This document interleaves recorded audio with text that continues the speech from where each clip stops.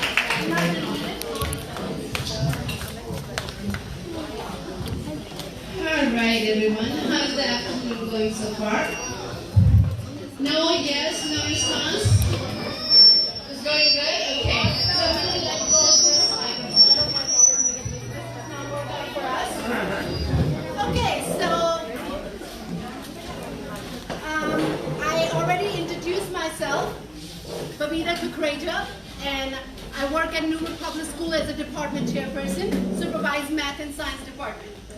So just let you know why this organization was started. I came to this country in 1995, unknown to the country, unknown to the system, unknown to the education system. Needless to say, I was very frustrated. Didn't know what to do, where to go. Started working in a Walgreens, $5.05 an hour, and I was making $10,000 a year.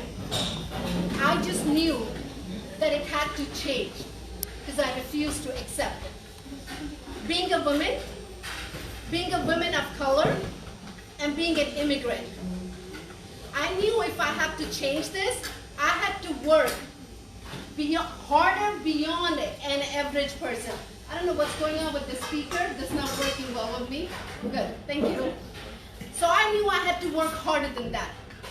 I had 2 kids, husband, went through the undergrad degree again at Kane University, did my master's over here, taught at high school for 10 years. In 16 years, where I am now, the only way I was able to change my financial situation is through education. So I know education was the only way to get me out of the hole that I was in. And that's where the origin starts, because I know what education does to women. And that's why I wanted to create an organization where we can help other women who are in need, and by educating them, by engaging them, by empowering them, we can make change in some other women. So can you get the PowerPoint so that slide comes through? So I know month of the March, the empowerment is the hot buzzword. Everybody wants to talk about women empowerment. All the WhatsApp statuses, all the Facebook statuses, everybody, Happy Women's Day, Happy Women's Day. So today my goal is, if you give me 8 to 10 minutes, okay, maybe 12 minutes, we're going to define what women empowerment is, and let's see if we can all come to the consensus. So what is empowerment? Let's look at the dictionary meaning. And Mitti 3-4. So now everybody knows my password, but that's okay. So let's look at empowerment. Dictionary says to enable something, to give power to somebody. So last year when I asked my husband and my children that I'm really passionate about starting this nonprofit organization, should I start? What do I do? Where do I go from? And all of them said, of course, if you're so passionate about it, go ahead and get started. So I felt empowered that, wow, my family is supporting me. But the truth is, I already had the power.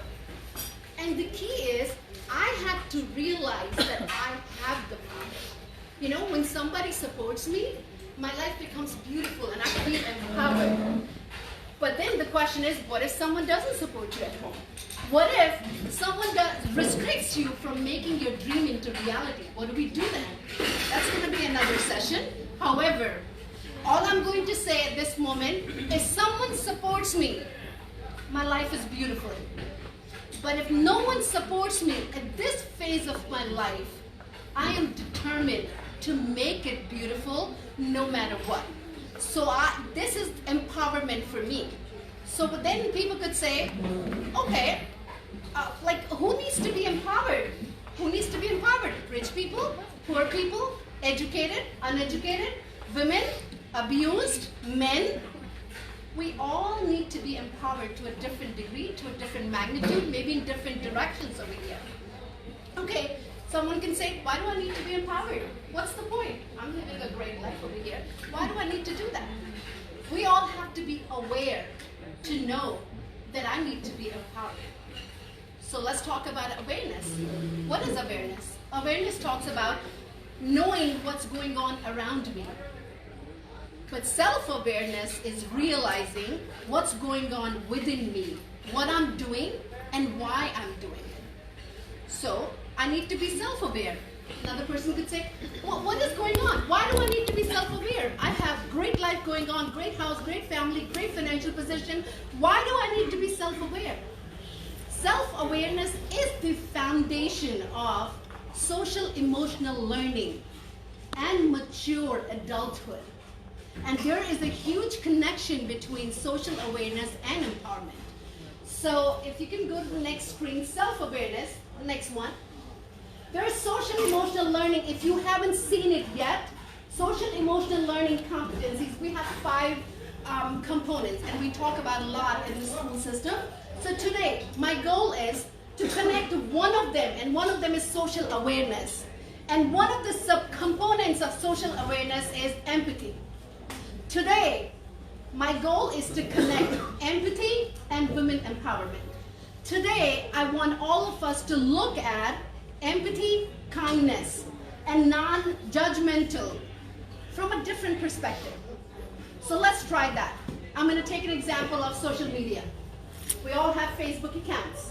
When Mark Zuckerberg created this platform, he had no clue how creative we're going to be with this platform. So we express our love through Facebook. We express our pain through Facebook. We brag through Facebook. And we fight through Facebook too. As a childhood, how many of you remember when we had disagreement, we would say, Kutti and Abba. Who remembers that? Right? But we don't fight like this these days. If we have a fight, we go dig down a status on a WhatsApp and a Facebook, and we post on the Facebook thinking that 100 people would read, and that one person that I'm having fight going to read with an unrealistic expectation, that person is going to change overnight because I put the status over there. Okay? So this is what is going on with Facebook and WhatsApp. Now, I am very active on Facebook, but I am extremely mindful what I put on Facebook. So let's take a picture. You all audience on my Facebook, I post a picture myself in the house. And you say, wow, what a neat and clean house. What an organized, perfect house. I post another picture a few days later. My God, Babita has such a beautiful house here. But you don't know, in between those 2 pictures, I only posted when my cleaning lady came to my house. You were not there in the middle of those 2 weeks when the house was such a mess. I'm not going to post my dirty house on the Facebook. When I'm taking pictures, I make sure I move those bags around so that you see clean and organized picture. When I post my children's picture and I talk about pride and joy, that's not fake, that's real. But in between those 2 pictures, you don't know how many disagreements and how many clashes we have with the kids. When you see 2 pictures of my date night with my husband, you don't know how many arguments we have in between those 2 pictures. So now, why I'm talking about this? You looking at my Facebook, you picking different bits and pieces, you're sewing them together, and you're narrating a story about green. And the story you create is based on the level of awareness you have. You can say, what a perfect life Babita has. Perfect husband, perfect kids, perfect house. You can say, well, what a perfect life. Then why can't she work on her health? My God, she's all around everywhere. Why can't she do that? Both of you have different life, but you don't know what struggle I'm dealing with. You don't know what pain I am in, right? So today, I'm asking everyone, when we see somebody on social media, when we see somebody in social gatherings, when we look at other women and we bash at them, that, oh my God, why they're saying this, why they're saying this, let's become extra kind. Let's become non-judgmental at that time, because we don't know what that woman is going through. When we see a woman laughing and smiling in a party, and I have seen women saying, oh my God, the child is sick, and this lady, all makeup done and all dancing. You don't know, maybe she chose that moment to make a decision to smile, to get rid of that pain for that moment only. So when we go to social gatherings, I'm asking everyone, let's be more mindful, let's be more kind, let's not bash other women. And why I keep talking about women? Because men don't do that. Men don't have time for all of this. Men just want to have good food, bills paid, come home, sleep. They don't care what women are doing. We are the ones destroying everyone, bashing everyone. We talk about women empowerment, but we're not talking about what really matters, right? We're bashing at every single one all the time. So today, I'm asking, when we show empathy to other women, that we have no clue the kind of struggle that women is going through, we need to be mindful. We need to be mindful. We need to reflect. We need to be kind. We need to think about it. But I have no clue what that woman is going through. And that empathy, when we show that, that's when true empowerment begins. And so, I have the whole team ready over there. Hey, Anisha, would you like to go over there?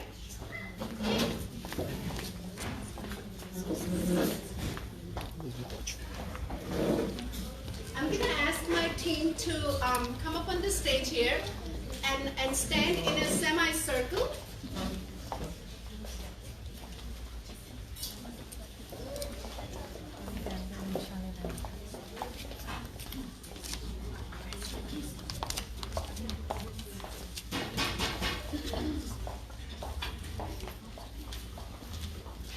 And another point I'm seeing over here, when we're talking about other people, there's no comparison of pain. I can't say someone's husband beats her up, someone's husband pulls her down, and someone's child is sick, and someone lost a family member. There's no comparison in the pain. Everyone shares a very different story. Everyone is dealing with the pain differently. Everyone is struggling differently. So we need to be kind.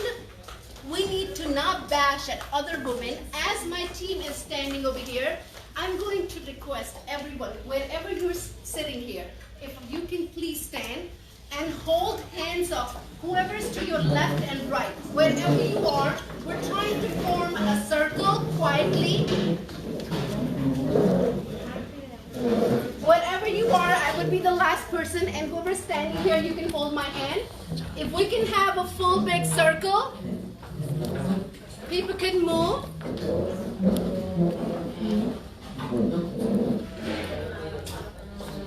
Okay? So this is the moment. And let me take 10 seconds because I know some people have to move chairs to get in the circle. Whatever you are, let's take a moment. Let's take a pledge here today that we have to promise to ourselves that we're going to take care of ourselves.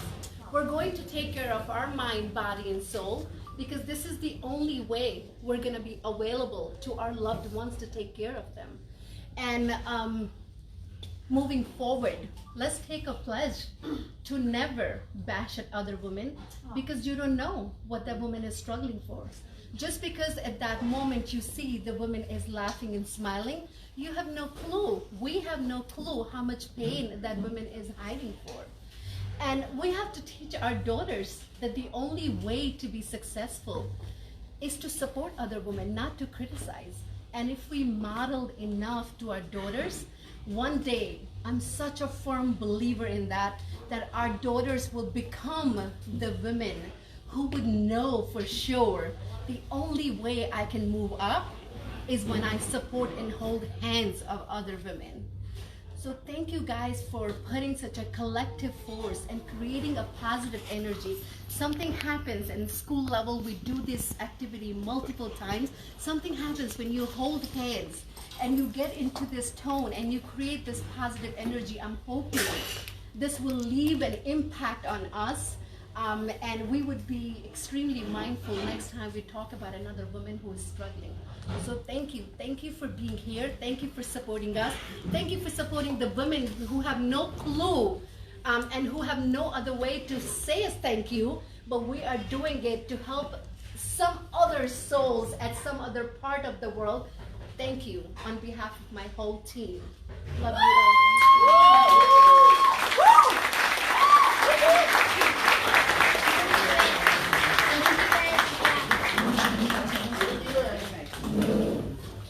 Thank you, everyone. Thank you, everyone.